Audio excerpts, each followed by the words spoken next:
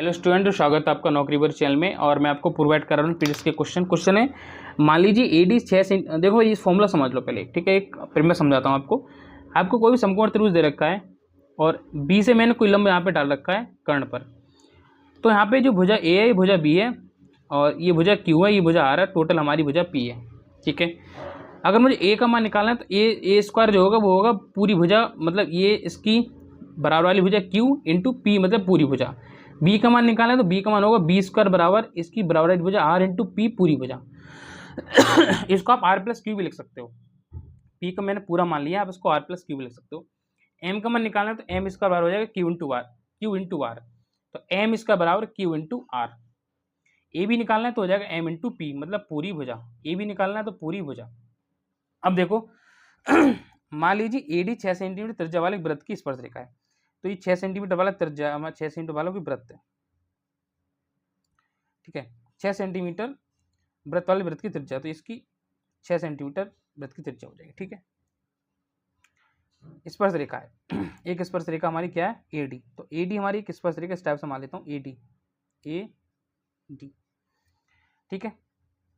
AC एक छेदक है जो वृत्त को बी पर मिलता है। तो एसी एक छेदक है, वृत्त को बी पर मिलता है। तो इस टाइप से एसी मान लो छेदक है, वृत्त को बी पर मिल रहा है, एसी, ठीक है। ये हमारा सी हो जाएगा यहाँ पे, एसी वृत्त को बी पर मिलता है। और सी डी एक व्यास है, तो सी डी व्यास हो जाएगा, सी डी एक व्यास है, सॉरी सर इसको ठीक है, इसको सेकेंड एंगल से स्पीड से बना लेते हैं। देखो इस टाइप से सी डी एक व्यास है, तो एक एंगल है एक सी डी, इसका पूरा एक व्यास है सी डी। तो ये पूरी हो जाएगी 12, क्योंकि 6 सेंटीमीटर त्रिज्या दे रखी, तो पूरी 12 हो जाएगी। उससे पूछा है कि यहाँ पे ए डी एक स्पर्श रेखा है, तो इस टाइप से ए डी एक स्पर्श रेखा है, ए डी, ठीक है। इस टाइप से एंगल बनाते बनते इधर से भी जाते, लेकिन उन्होंने पहले गड़बड़ कर दिया था, सी नीचे आना था। देखो ए डी क्या है, ए डी एक स्पर्श रेखा है और सी डी इसके पूरा एक व्यास है। ए डी 6 सेंटीमीटर दे रखा है, ये पूरी वैल्यू दे रखी है आपको, 6 सेंटीमीटर त्रिज्या दे रखी है, तो ये 12 हो जाएगी, ठीक है।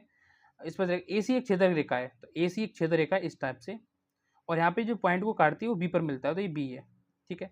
उससे पूछा है सी डी एक व्यास है, A B 7 centimetre, A B की वैल्यू देखी 7, ठीक है। इसको मान लेंगे एक्स, ये 7 हो गई तो इसको बची हुई रेखा को 7 मान लेंगे।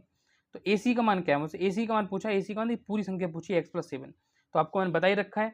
मुझे यहाँ पे क्या निकालना है, ये निकालना है बी। इसको मैंने यहाँ पे देखो बी मान रखा है, तो हो जाएगा बी स्क्वायर, मतलब 12 के स्क्वायर बराबर 144 बराबर, ये कितना माना था मैंने, x इंटू x+7।